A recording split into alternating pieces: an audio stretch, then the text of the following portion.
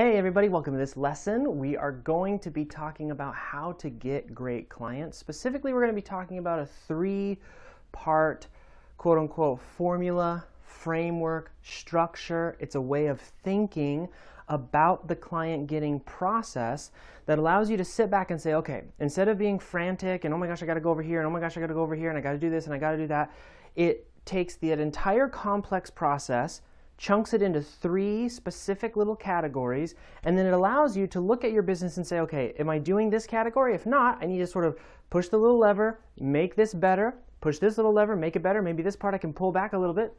It's basically a control system for your business.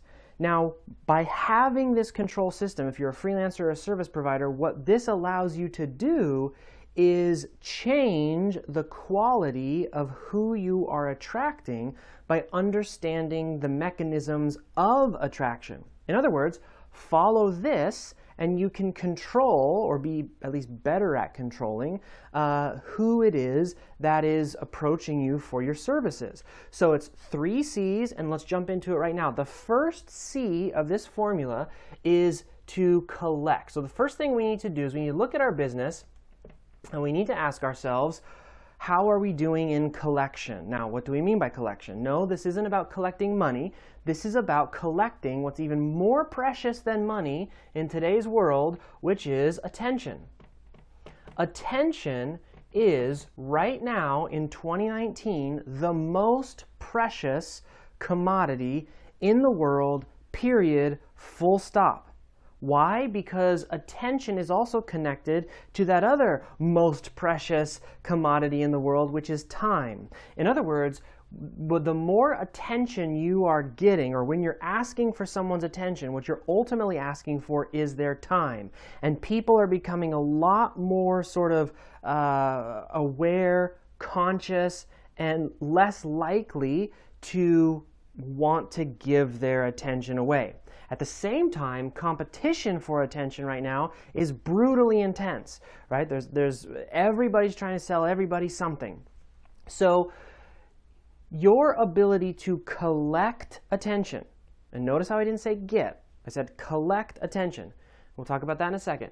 Your ability to collect attention is directly tied to your ability to control quality, because whose attention are you getting? And then quantity. How much attention are you getting equals how much money you're making, essentially. So when we talk about attention, and we're not just talking about getting attention, because getting attention is easy. You just go on Facebook, you say something controversial, you say something silly, or whatever. You go on LinkedIn, you post some stuff and people see it and they say, oh, that's nice. They hit the like button, they maybe comment, but you're like, why isn't this turning into money? Well, the reason it's not turning into money is because you haven't collected that attention. Getting attention is very difficult to do, and you need to collect that attention so that you can, for the people whose attention you have, repeatedly return to that well of attention. Let me explain this here a little bit better than that. So, what do we mean by collecting attention? We mean increasing your subscribers, increasing your followers, increasing the number of emails on your email list, or if you're like a lot of people that I teach, increasing the number of emails that you find to do cold outreach. The higher these numbers are, think about what those numbers mean. It means that every time I produce something, put a piece of content out there, send an email, make a video, whatever it is, they have signed up because they want me to get their attention. They want, for example, to get a notification every time a video comes out. So the mechanism for truly gaining momentum in the world of attention is to look at your email list size, your follower count, your subscriber size. Now, you may say, oh my gosh, Mike, does that mean I need to do a YouTube channel, a podcast, and a this and a that? No. What I'm saying, though, is whatever you decide to do, You want to double down on LinkedIn? Double down on LinkedIn. You want to do a YouTube channel? Do a YouTube channel. Want to do both? Do both. It doesn't really matter as long as you can manage and be consistent, because consistency is the secret. As long as you can be consistent, what you're ultimately looking for is not views, not comments, not likes, not shares. You're looking for who is asking for me to get their attention again. Okay? Now, so the metric here is subscribers, followers, emails. That's the first place to look in your business. How are my subscriber count? How's my follower count? How's my email count? Is it growing? Is it diminishing? Is it staying stagnant? Is it nothing at all?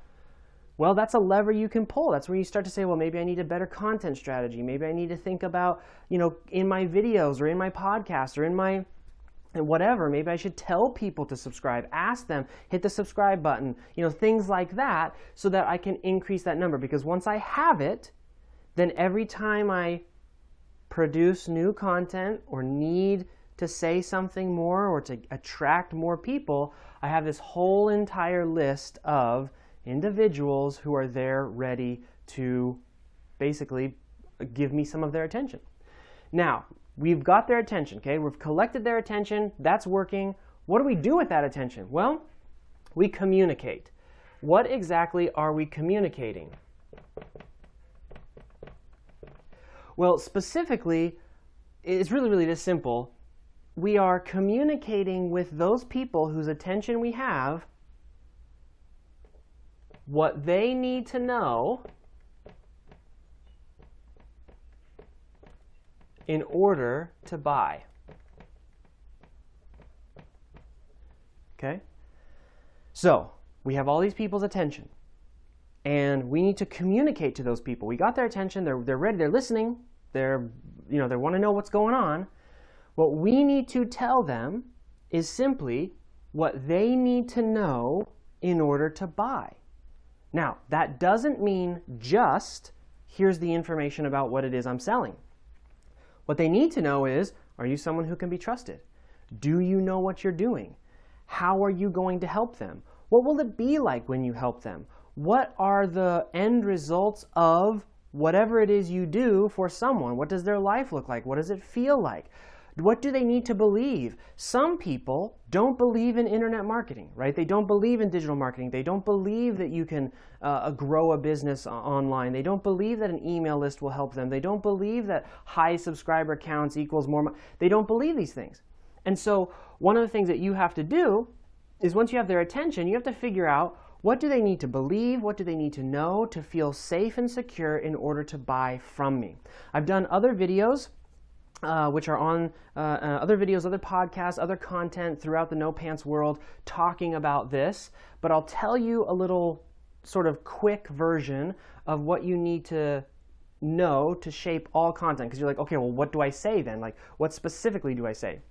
If you want people to believe that you can help them, the trick is to help them.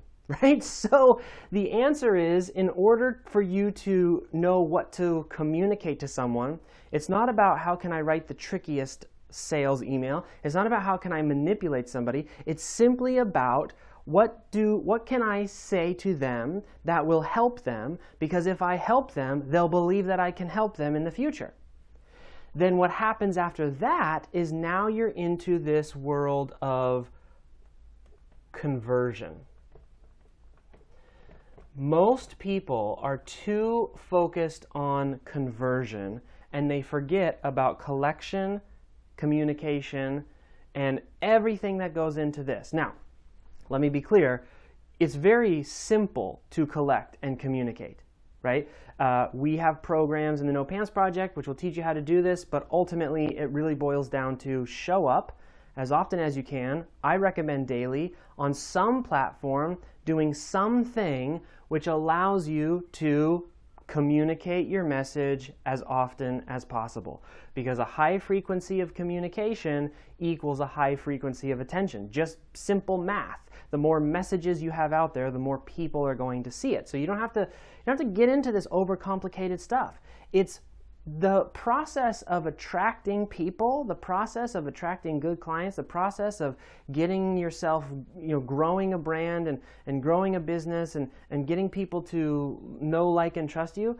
It's 95% just about showing up consistently and showing up frequently. It's not about who has the best looking video, who has the best sounding podcast, who has the best. It's, oh my gosh, that person is fairly consistent. I can't tell you how many people come to us in the No Pants Project, for example, and they say, I've been listening to your podcast and I literally watched or listened to 7 hours of your podcast, and I was like, this is the guy who can help me, right? Like that's the buyer experience that you're looking for, because I make this video, I make a podcast, I make a blog post, I make an email. Once I make it and I set it free, I never have to do anything. It's out there making the sale for me automatically while I'm sleeping. All that internet hype stuff, that's actually what happens when you do this. Now, last piece here about conversion, very, very simple. There's lots of different mechanisms for conversion. If you want to automate the conversion process, which is getting someone who now trusts you to pay you money, highly recommend webinars. Oops, that's my favorite. Webinars are very simple. It's an online presentation that you teach someone a little bit of something, you tell them how you can help them, you say, here's the offer, here's a buy button, completely automated. 90% of the revenue in the No Pants Project is webinar driven and completely automated. The alternative is phone calls,